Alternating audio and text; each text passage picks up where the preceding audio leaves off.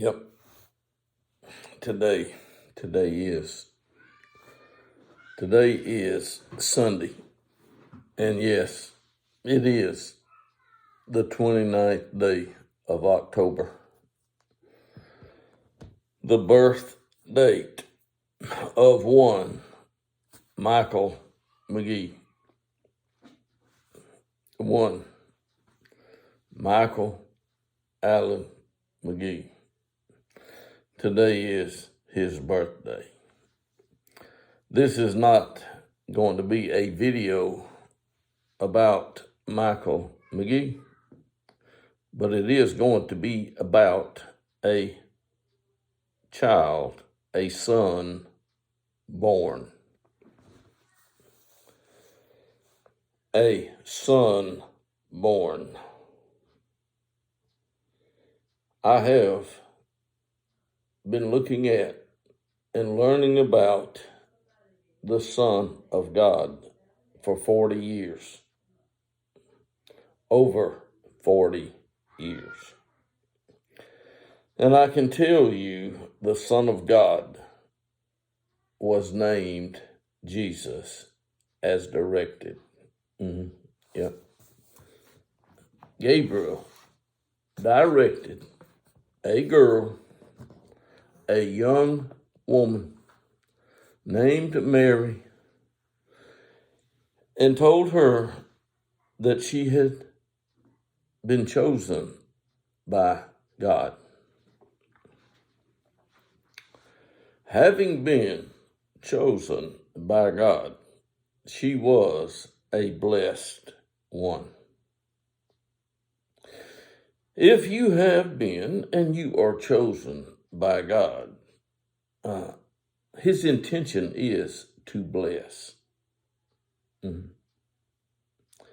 But he doesn't always get to do what he intends to do. Because God himself chose Saul to be the king over Israel. He did. And Samuel was the man who got the message from God. Those were some days, my friend. Those were some days. You can find information about those days in the Bible. As you can see, I can open the pages. And after you read or see the portion of the book titled Exodus, you find the portion of the book titled what? Do you know? How about, let's see, Leviticus. Leviticus. Have you read Leviticus? If you get through Leviticus, you get to Numbers. Then if you go through Numbers, you find, let's see, I should have just turned to the front of the book, but I didn't, because I could have read them off, consecutively. You find Deuteronomy. And then after Deuteronomy, I should have, but I didn't. You find Joshua. And it came about after the death of Moses, the servant of the Lord spoke to Joshua, the son of Nun. Now, who spoke to Joshua? Do you know who spoke to Joshua? It says the Lord spoke to Joshua and said, Moses, my servant, is dead. So now arise, cross the Jordan, you and all this people, to the land which I am giving to them, to the sons of Israel. The sons of Israel. That's how Joshua begins. But you get through Joshua and you come to the portion of the book called Judges. If you have seen Judges, Judges begins with the words, "Now it came about after the death of Joshua that the sons of Israel inquired of the Lord, saying, Who shall go up first for us against the Canaanites to fight against them? The Lord said, Judah shall go up. Behold, I have handed the land over to him." Then Judah said to his brothers, Simeon, "Go up with me into the territory allotted me, and let's fight the Canaanites. And I, in turn, will go with you into the territory allotted to you." So Simeon went with him. Judah went up, and the Lord handed over to them the Canaanites and some others. That's Judges. Things are progressing. And after Judges, you find Ruth. Ruth. You're not going to find a whole lot in the Bible about a woman. But this one, you do find out something about. Ruth. It came about in the days when the judges governed. Who governed? The judges.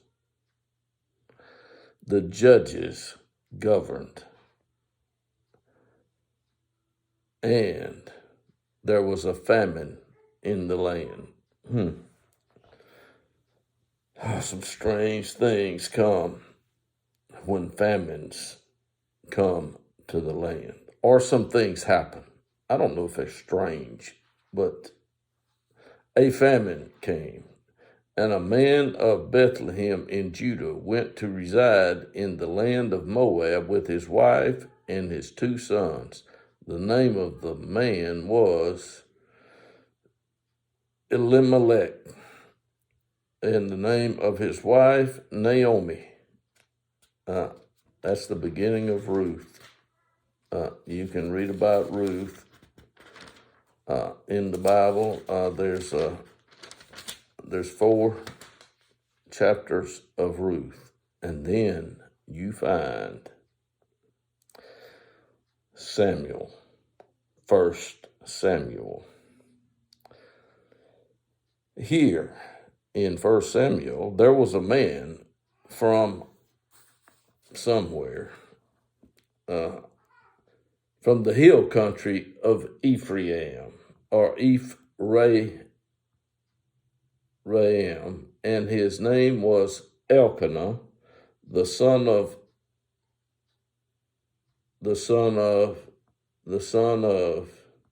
and he had 2 wives. The name of one was Hannah, and the name of the other was Peninnah. And Peninnah had children, but Hannah had no children. And this man would go up from his city yearly to worship and to sacrifice to the Lord of the armies in Shiloh. And his sons went with him. And Hannah prayed to the Lord. Are you aware that Hannah was seen by Eli. Mhm. Eli.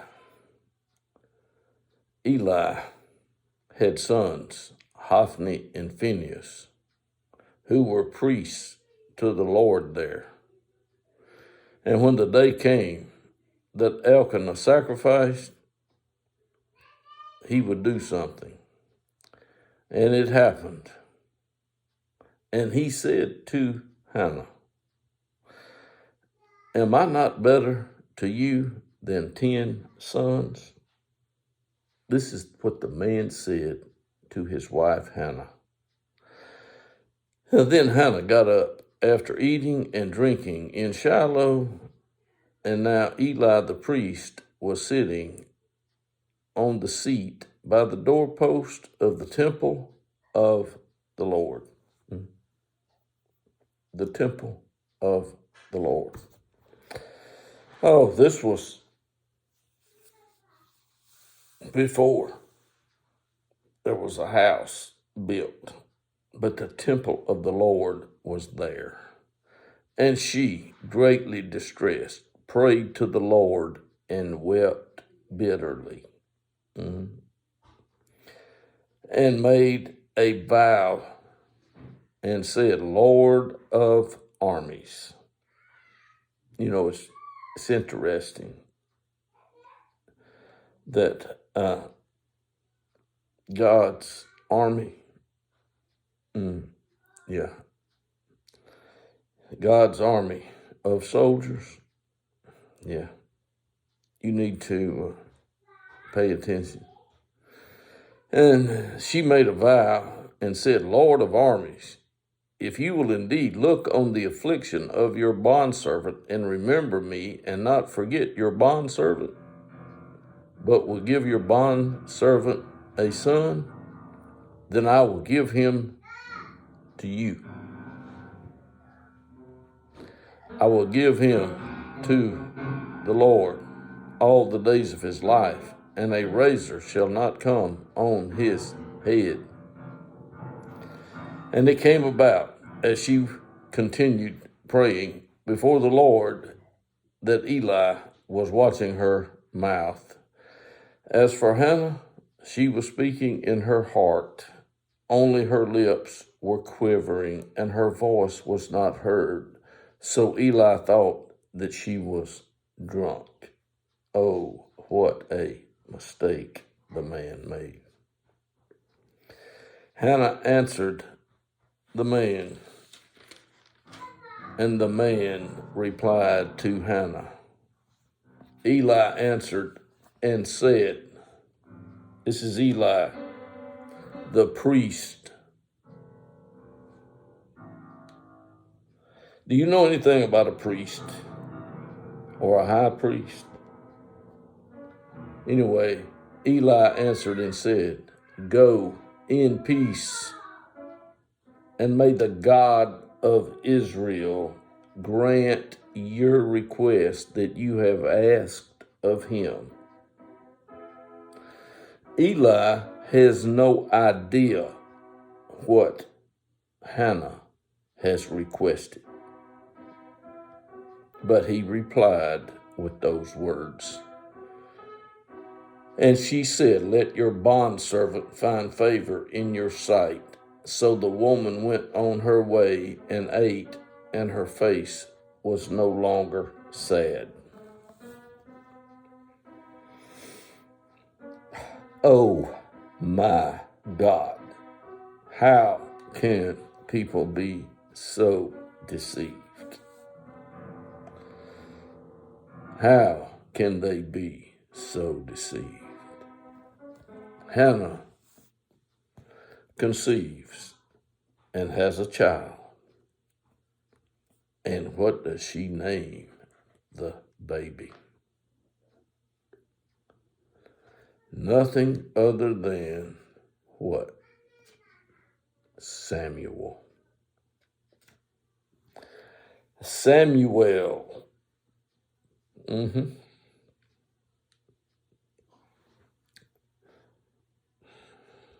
She made a request, and God heard her.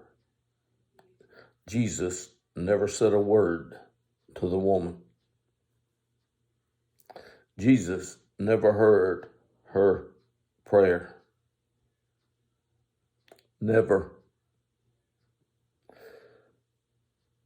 Jesus of Nazareth is not the God of Israel.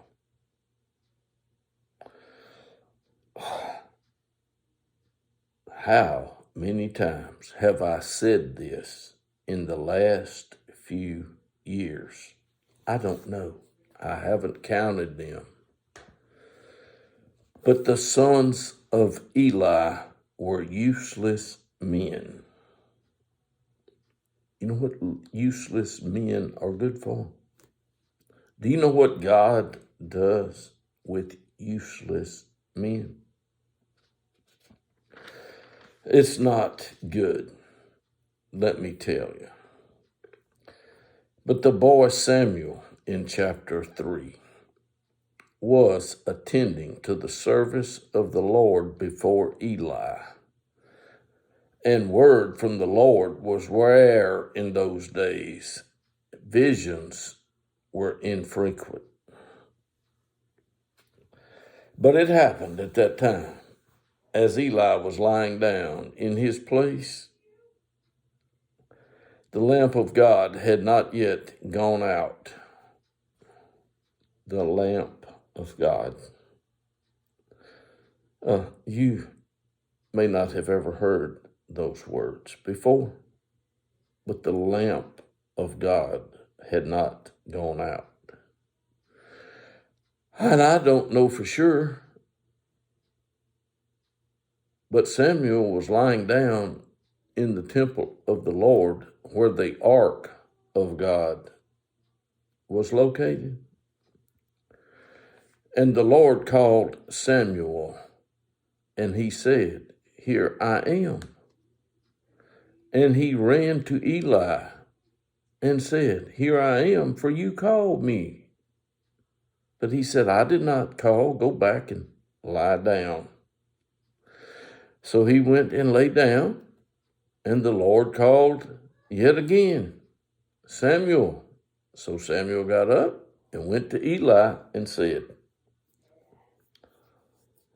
So at this stage, Samuel heard the voice and thought it was Eli.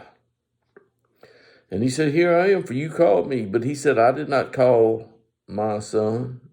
Go back and lie down." Now Samuel did not yet know the Lord, nor had the word of the Lord yet been revealed to him. People today do not know much about the Lord, or the word of the Lord, for that matter. They don't. So the Lord called Samuel again for the third time, and he got up and went to Eli and said, "Here I am, for you called me." And Eli answered, after he realized what was happening,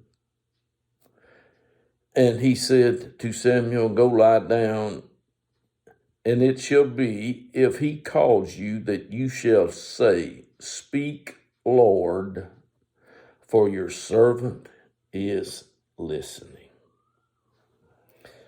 Samuel is fixing to experience and have an experience like no other child has ever had. It's what he's going to have. Because the Lord is going to say one more time. This is the fourth time. So Samuel went back and lay down in his place. And the Lord came and stood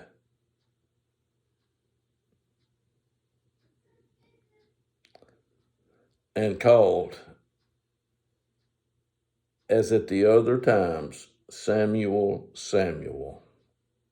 And Samuel said, "Speak, Lord, for your servant is listening." Then the Lord spoke to Samuel.